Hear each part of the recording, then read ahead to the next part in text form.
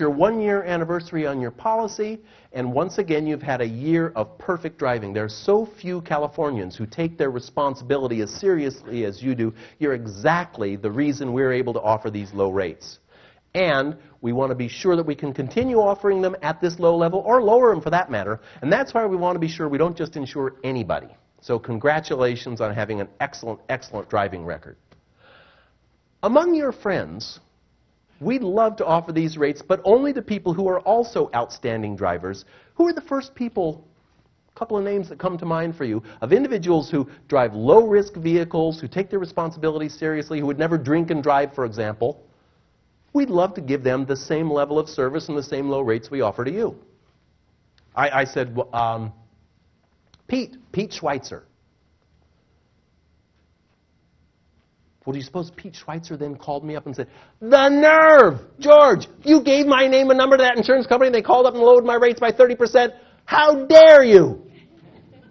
Of course not. He was thrilled. I was delighted to be their customer. I was happy to spread the savings to my friend. It created a positive outcome for him and also for the insurance company. But let's take that call apart. They didn't say, "Well, we're on a referral campaign and we've gotten up to the W's."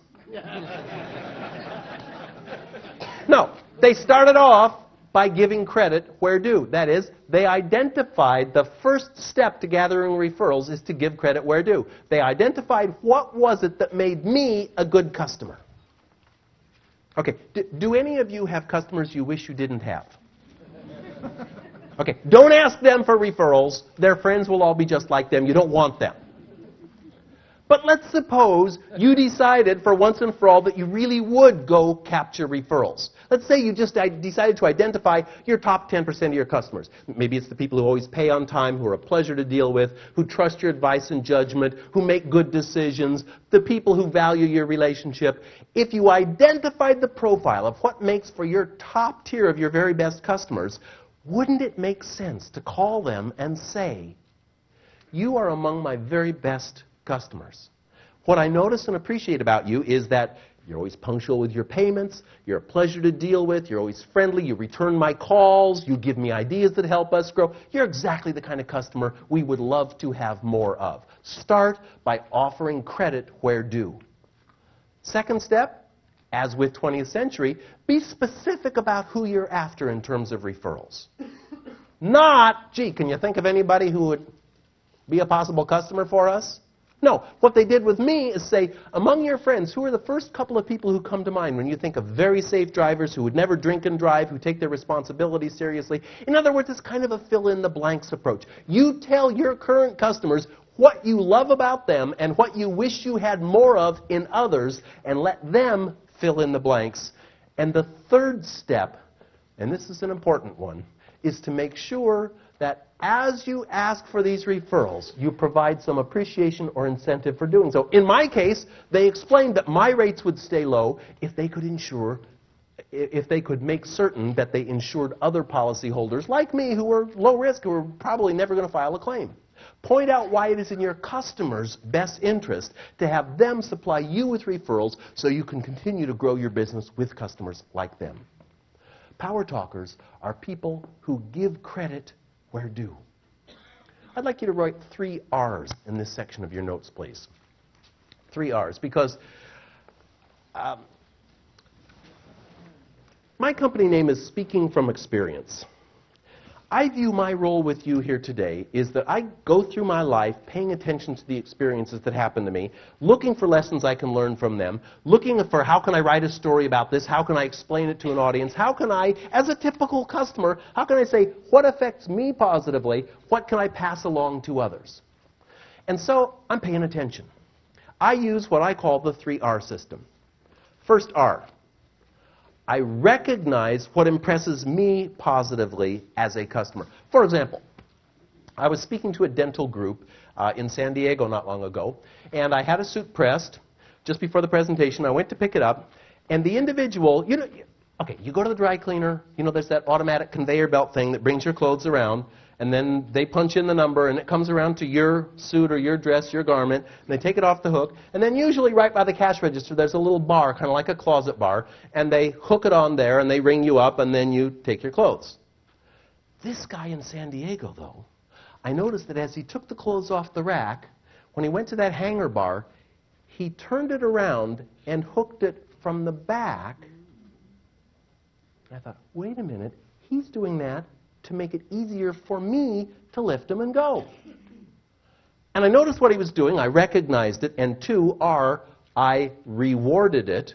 Because I said, hey, I see what you just did. Of all the times I've been to a dry cleaner, I've never before had somebody do that. You took the extra trouble to turn that hanger around and hook it so that it would be easier for me.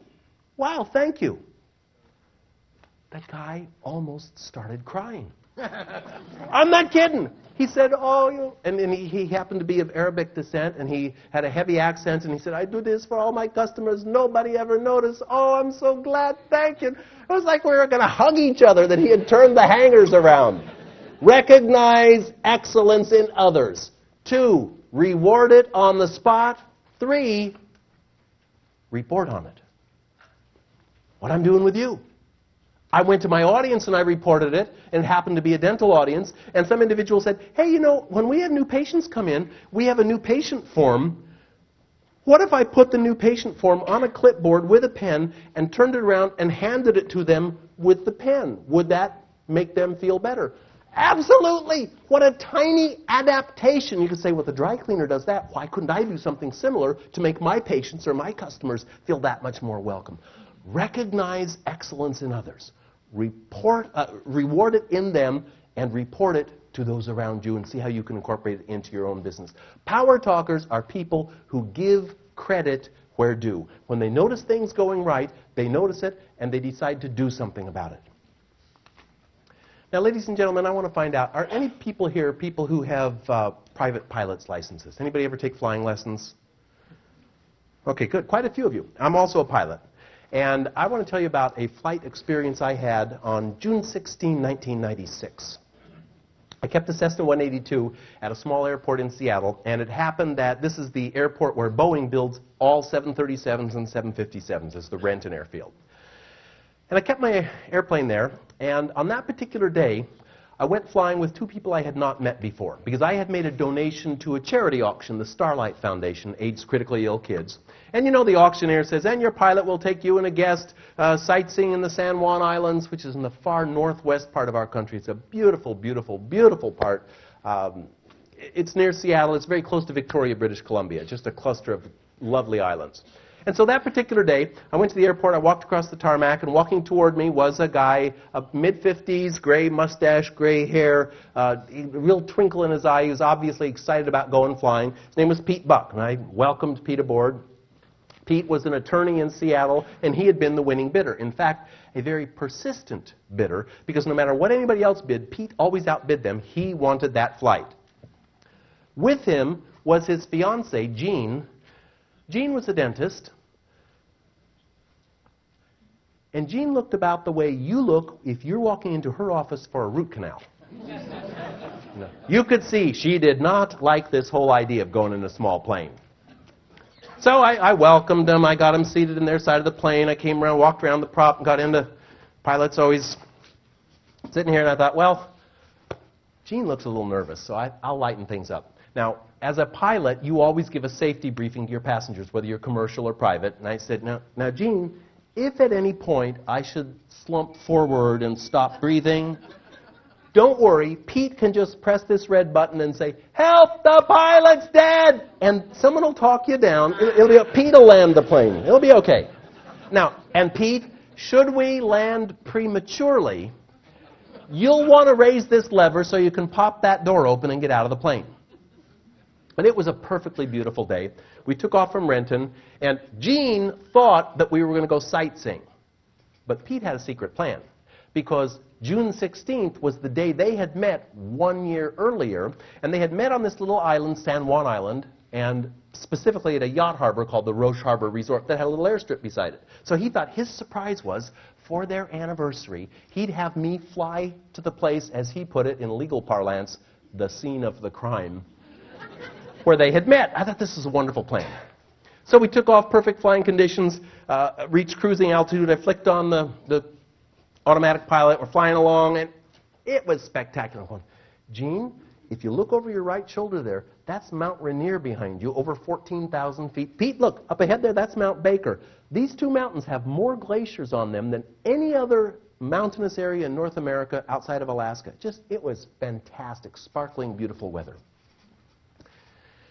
As we approached Roche Harbor, I went through my pre-landing checklist, fuel mixture 10%, flaps 10, checked everything, all's well, flicked off my autopilot. And I heard a voice. Don't land there. Who's that? What's that? And I looked, Pete and Jean didn't seem to have heard this voice. And I thought, well, that's kind of creepy. And I checked my gauges. Everything was just fine. I felt fine. But I'm not the kind of guy who, my life is not ruled by voices. And so I did what you pilots know. I made my turn to left base and then my turn to final, the last thing before landing. And as I made my turn to final, I heard again, don't land there. I thought, God, I've never had that happen before. That's weird. I thought, well, maybe I should change and go to another airstrip. How would I explain that? Pete, don't worry, I feel fine. As you can see, the instruments are all in the green. The weather's perfect. Everything's okay. I want to let you know I'm hearing voices. You don't like your pilot from the cockpit today. Ladies and gentlemen, we're approaching Detroit Airport. I'm hearing voices in the cockpit. I think we'll go to Minneapolis. So I decided to continue with the landing, and we were on short final, which is just before you actually touch down, before the threshold of the runway. In fact, the beginning of the runway was about as far as from here to the back of the auditorium. And at that moment, we encountered a phenomenon that the pilots in the room know about, and which you encounter yourself without knowing about it, and that's called wind shear. Wind shear is a vertical wind. You can't see it. You can't do anything about it. And in fact, you encounter wind shear all the time as you're flying because you're going along at 33,000 feet and suddenly your coffee jiggles a little bit. Well, that's wind shear. The plane may be bumped down 50 feet. You're at 33,000 feet. No big deal. But we were at 33 feet. And when you go down 50 feet from 33 feet, it's a big deal.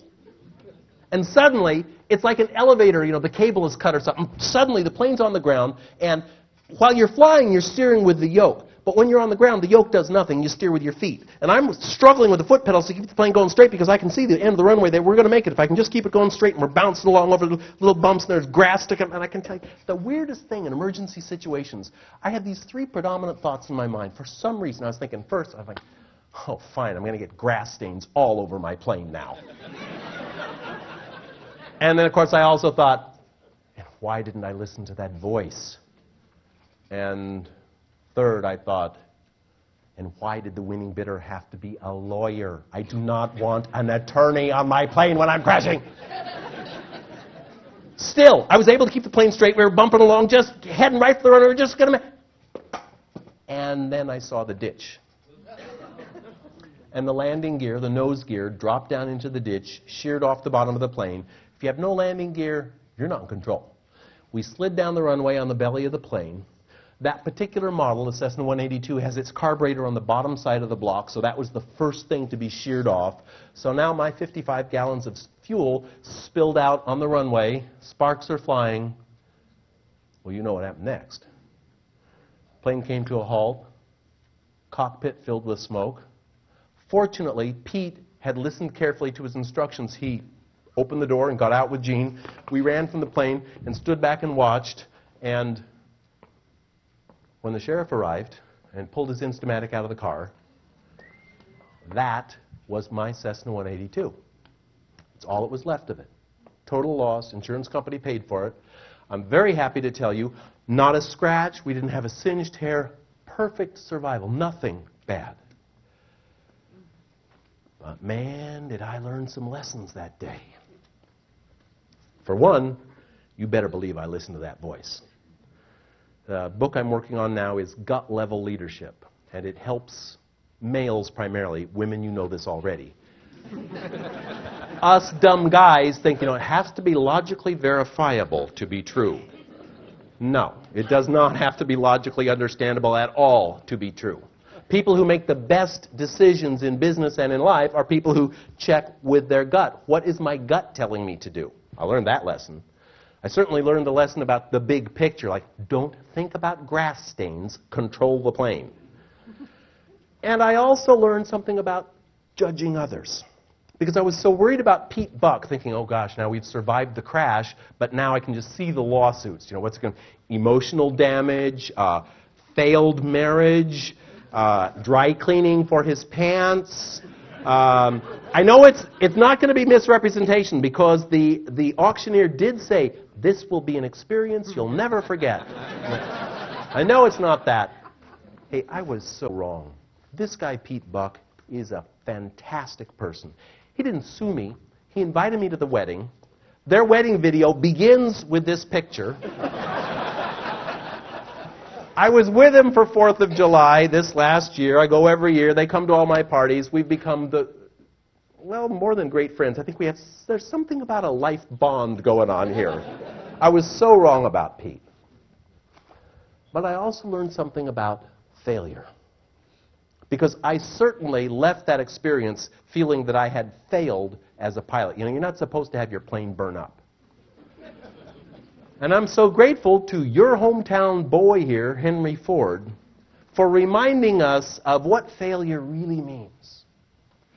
Failure is the opportunity to begin again more intelligently. In fact, the auditorium next door where the losers are, they fail a lot less than winners fail. Because when losers fail, they step back and they say, oh, I'm never doing that again. I'm no good at that. I'll never do that again. Winners have an experience like this and say, oh, there are lessons in there that I can learn.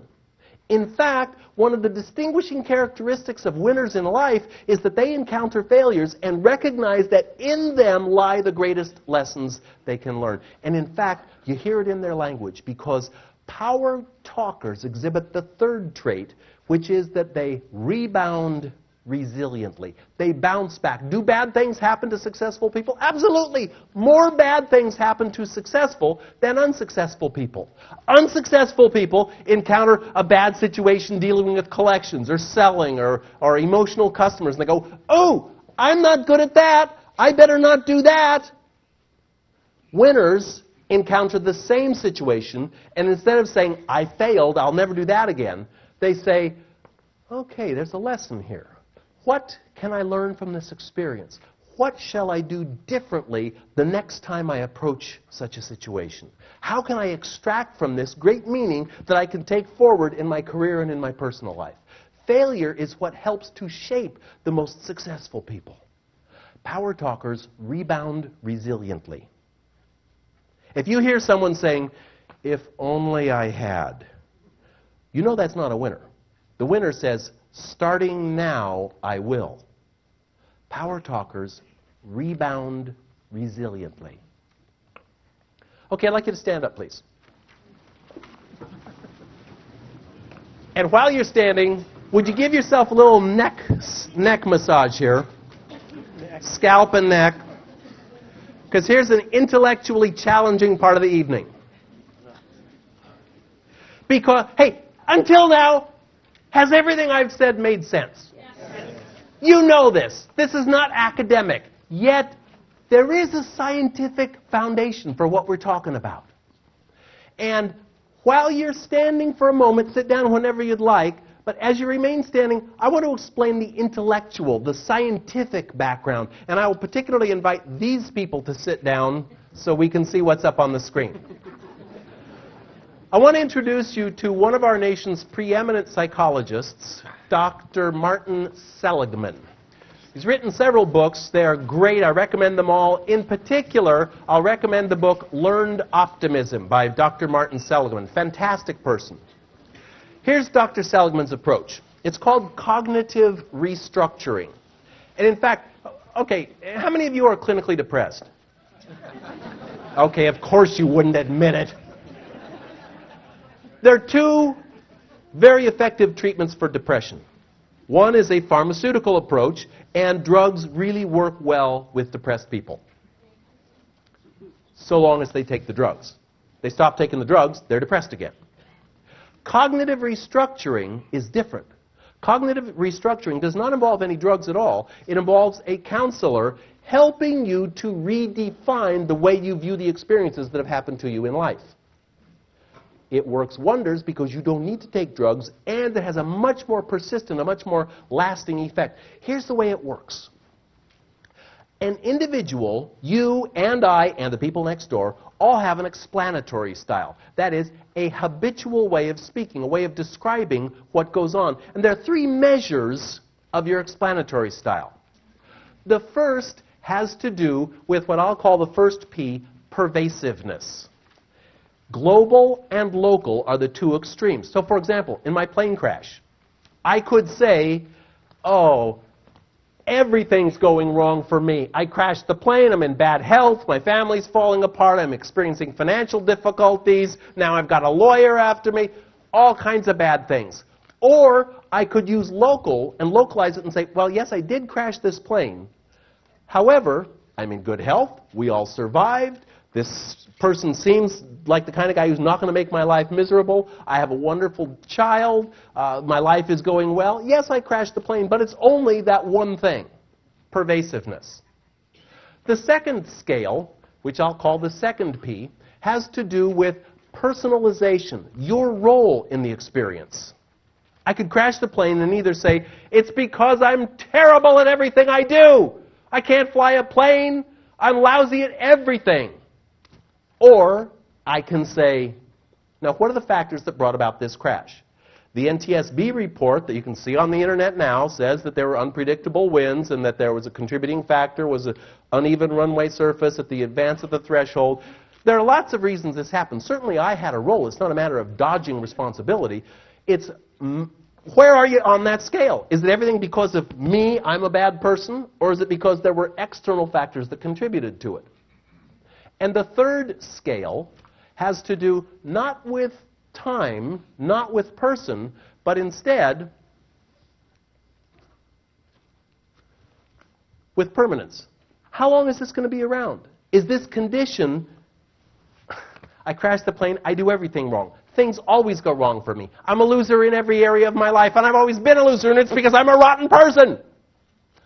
Or it can be unstable and say, well, things usually go right for me. This one instance didn't work out quite right. Now, here's what cognitive restructuring is about.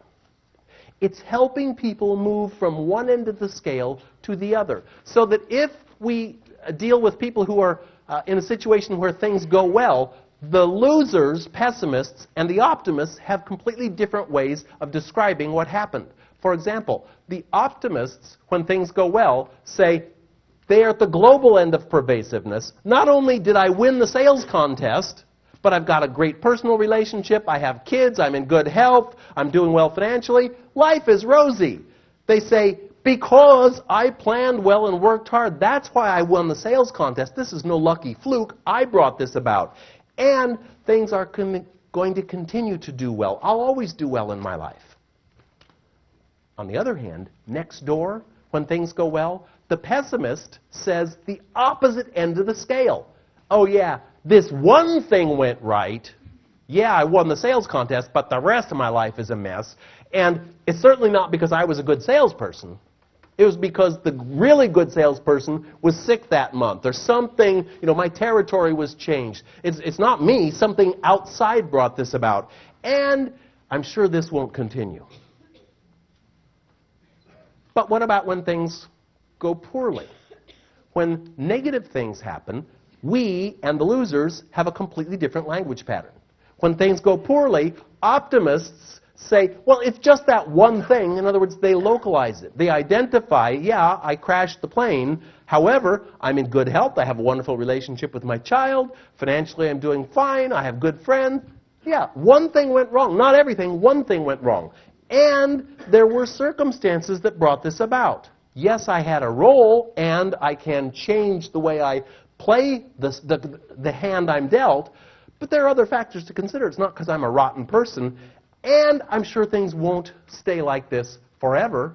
The optimist says, yeah, once in a while things don't go the way you want. On the other hand, in the other auditorium where the pessimists are, they have a completely different way of viewing things. When things go poorly, the pessimist says, oh, everything's bad in my life. Not just this one thing. Sure, I lost the sales contest, and my health is declining, and my friends don't like me, and everything is wrong. And it's because I'm no good. It's internal. And it's gonna always be this way. Cognitive restructuring is about changing where you are on the scale. It's about consciously saying, as a doctor to a patient would say, now hold it, what you just said, you said you lost the sales contest because you are not a good salesperson. Are there some other factors here? Well, yeah, territories were realigned. Yeah, well, there is a tough economic environment right now. Well, yeah. So, in other words, the cognitive restructuring approach to people who are depressed is to say, let's shift your language to the other end of the scale. And in fact, with a very high reliability, Dr. Seligman or anybody who studies this field could listen in on you talking through the day to friends and to yourself and put you on the scale of optimist to pessimist, and you can change it. You can move. In fact, what I'm sharing with you tonight, these verbal strategies for improving the image you project to others, your ability to get cooperation from them, and the ability to motivate yourself is all something that you can do. Now, I said there are 9 trait areas, and for each of them, we're looking at some examples. I certainly don't expect that this evening you go, oh, well, I heard some stories, and I'm going to, okay, I'm going to quit saying I'll have to, and I'll always say I'll be glad to. How about problem? Instead of saying problem, gee, that makes me want to back away from things. If I run into a customer's challenging situation, I feel better than if I run into a customer's problem situation. Problems I go away from, challenges I move toward. Oh, I could change that. Instead of saying, I can't get you the report till Friday, I could say, I can get you the report on Friday. You could make lots of individual changes. But there's a big difference between simple and easy. It's not easy to change lifelong habits, obviously. Hey, don't make this mistake. Don't make the mistake of sitting in your chair and seeing me up here saying, oh, Mr. Author guy, he's learned these 50 things. No, I work on this every day. Last night, my flight arrived here just past 10 o'clock. I had my Yahoo map directly to the address on Franklin, where the Embassy Suites is, over in Franklin here. And just about 7 or 8 minutes after 12, I was at a mobile station with very thick bulletproof glass near Franklin in downtown Detroit, wondering why were all these young children out after midnight. And I was completely lost, and I handed my little map to the lady under the, the little place you slip the money through, and I asked, Embassy Suites, where's Franklin? It's got to be close here. I followed the directions. She's, Embassy Suites? And she looked completely baffled, never heard of Embassy Suites. I immediately thought, oh, God, she's obviously never been anywhere. She's stupid. I didn't think, maybe I'm in the wrong place. And then a rather disheveled woman who you wouldn't pick out walking down the street, there's a smart, capable person, I'll ask her. But she saw me with this map, and she took the map and started saying, oh, okay, now, oh, you know what you'd have, let me see, how would you get to Franklin here? And I'm thinking, okay, just humor her, she doesn't know. And then this really big, mean-looking guy comes over, takes one look and says, that's in Southfield. And she says, so what, do you work for the post office? And he said, yes, I work for the post office. It's in Southfield. And that woman got out her pencil and made me a little map that got me directly to Embassy Suites last night and basically saved my ass. So I found myself driving over here thinking, if only I had checked the zip code. And I go, oh, no, wait a minute. If only I had, no. Starting now, I will. Whenever I'm flying into a city that I've not been to recently, I'll check the zip code. And I also thought, at the rental counter at the airport, I showed the map to the dollar rental guy. I said, does this make sense to you? He looked it over. Yep, that looks good to me. But how could he have let me go the wrong way? I thought, hold it. It is not his responsibility. It's my responsibility. In other words, ladies and gentlemen, don't think that because I wrote the book and I give the speech that I've got this down. I work on it every day. Being a power talker does not mean, okay, there are 50 things, don't say that instead. I've mastered them, now I'm a power talker. No. It means that you decide every day to pay careful attention to the impact that your words have on others, on the image you project to them, on the level of cooperation you get from them, and on how they will affect you. Power talkers decide to take charge and to use their language, their daily interactions with others, to create the most positive outcomes they can. Being here tonight is a wonderful step in that direction. And it's a long time journey. It's simple changes. It's not easy changes.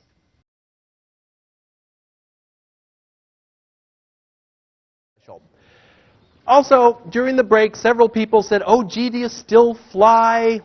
And it's kind of an interesting situation. First of all, I didn't tell you the whole story about that crash.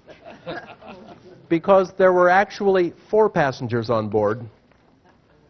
My 6-year-old daughter was on board. One of the things I learned in that experience, when Pete got out with Jean, I, of course, grabbed my daughter from the back and pulled her from the plane, and we ran away. I was very interested in sort of watching myself outside my body, looking at how I handled it, and it was amazing to me that I didn't feel my heart was racing, I didn't feel in any panic, I felt absolutely calm and cool. I thought, this is odd. The one sensation I noticed physically is that I had an unquenchable thirst. My mouth was so dry. And people came out from along the airstrip and gave me gallons of water. No matter how much I drank, I was still thirsty, my mouth was still dry. Yet, I didn't panic.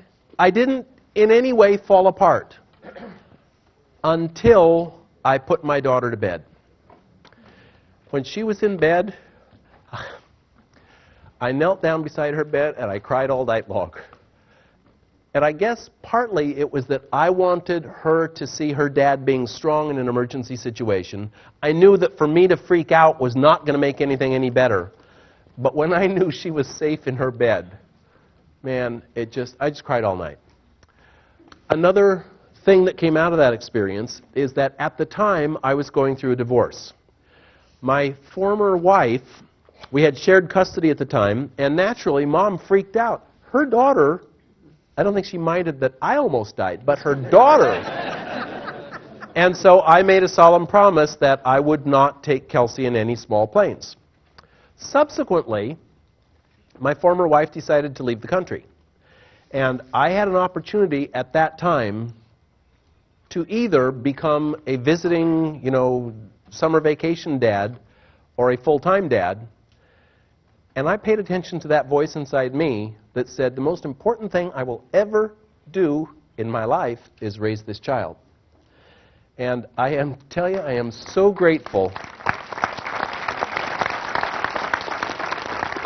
Thank you. You parents know why you're applauding, is because not only is the most important thing for the child, it's been the best thing that ever happened in my life is to be a full-time dad.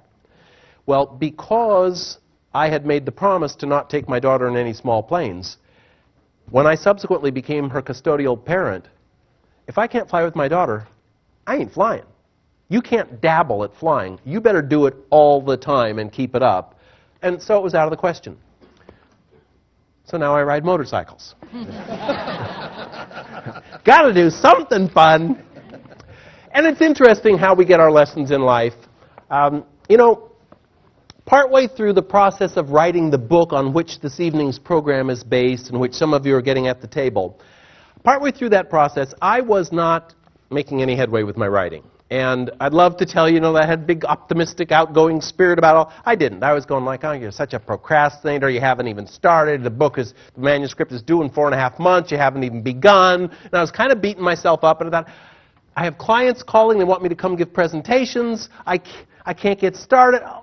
I got to get out. I got to do something. And I said to my wife, let's go to Hawaii. We'll get a condo. I'll take the laptop. We'll just go have 2 weeks of peace and tranquility. At that time, my daughter was 6 months old, little baby. I thought, perfect, I'll go and write. And my wife said, well, what do you plan to do? Just leave our daughter with the hotel babysitter or something? I go, oh, that's right. No, that wouldn't be good. My wife had 2 children from a former marriage, and they were being raised by their father. They lived in Canada. And I said, hey, I know what? Let's invite your 2 kids to come on the trip with us, because after all, they're teenagers now, and so they'll be able to help out caring for Kelsey. And I can get some work done.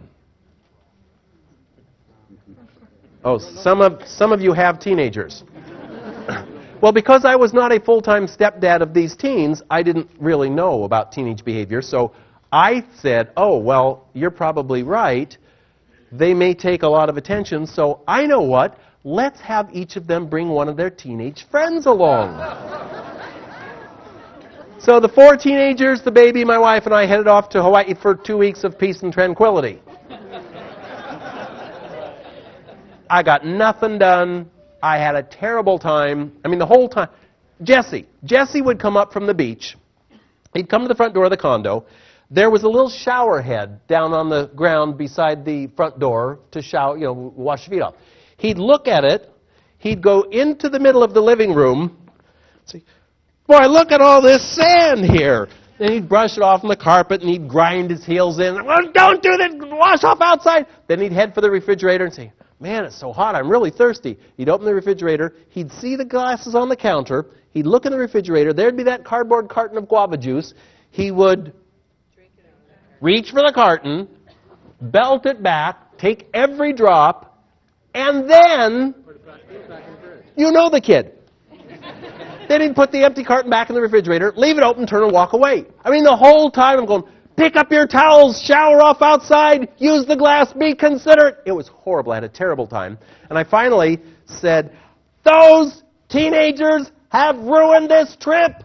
I'm not getting anything done. I'm having a terrible time. And my wife was standing there with me, and she said, oh, that's interesting. Those teenagers are ruining your trip. Huh. And she started waggling these 3 fingers.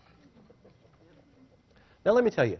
If you write books about how to communicate positively, it is extremely annoying to be married to someone who has read them.